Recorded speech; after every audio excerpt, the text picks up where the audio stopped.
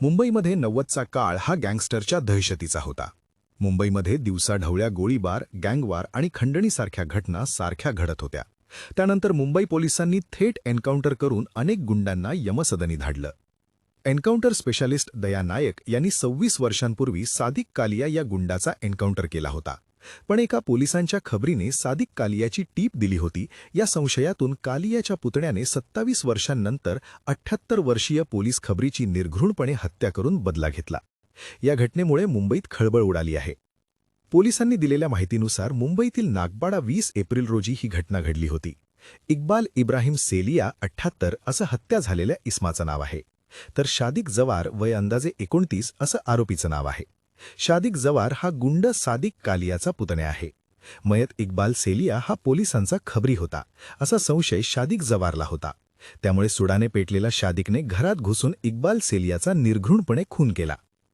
आपल्या काकाचीही पोलिसांना माहितीही इक्बाल सेलियांनीच दिली होती अशी माहिती शादिक जवारला मिळाली होती. त्यामुळे त्याने बदला घेण्याचा चंग बांधला. 20 एप्रिल 2024 रोजी सायंकाळी नागपाडा येथील सेलियाच्या घरावर त्याने हल्ला केला. जवारसोबत आणखी एक जण होता. दोघांनी मिळून सेलियाच्या चाकूने हल्ला चढवला. धारदार शस्त्राने तब्बल 20 वार केले. या हल्ल्यात सेलियाचा मृत्यू झाला. मयत सेलियाची बायको आणि मुलगी घरी पोहोचली तेव्हा रक्ताच्या थारोळ्यात इक्बाल सेलियाचा मृतदेह आढळला. घटनेची माहिती पोलिसांना देण्यात आली. पोलिसांनी घटनास्थळी धाव घेतली. त्यानंतर तपास सुरू केला असता सीसीटीव्ही फुटेजमध्ये 2 जण आढळून आले. दोघांची ओळख पटवली असता शादिक जवार आणि त्याचा साथीदार नौशाद मिथाणी वय 22 हे दोघे असल्याचं समोर आलं. सीसीटीव्ही फुटेजच्या आधारे पोलिसांनी तपास सुरू केला. सेलियाची हत्या केल्यानंतर दोघेही आरोपी आधी अँटॉप हिलकडे पळाले होते. त्यानंतर विद्याविहार आणि पुढे कल्याण मार्गे नागपूरला पळून गेले होते. पोलिसांनी तांत्रिक पुराव्यांच्या आधारे माग काढला आणि दोघांना नागपूरमधून अटक केली. चौकशीदरम्यान दोघांकडून गुन्ह्याची कबुली दिली. 1990च्या दशकामध्ये शादिक कालिया हा एक गँगस्टर होता. तो काळा चौकीच्या परिसरात रस्त्यावर बुक विकून पोट भरत होता. त्या काळात रस्त्यावर गुंडांकडून वसुली केली जात होती. एकदा दाऊद इब्राहिमच्या टोळीने त्याच्याकडे खंडणी मागितली. त्याने नकार दिला. यातून वाद झाला होता.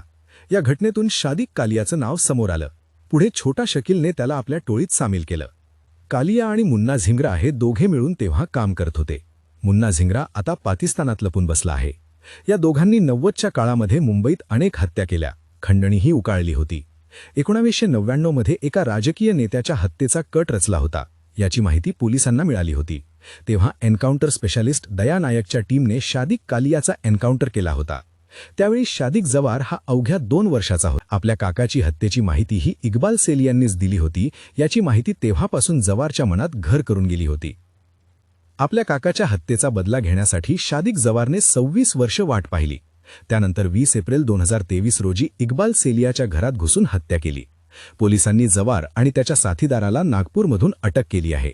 नागपाडा पोलीस ठाण्याचे वरिष्ठ निरीक्षक प्रदीप काळे यांनी हत्येची आणि पीडितेच्या ओळखीची पुष्टी केली. पुढील तपास सध्या सुरू आहे.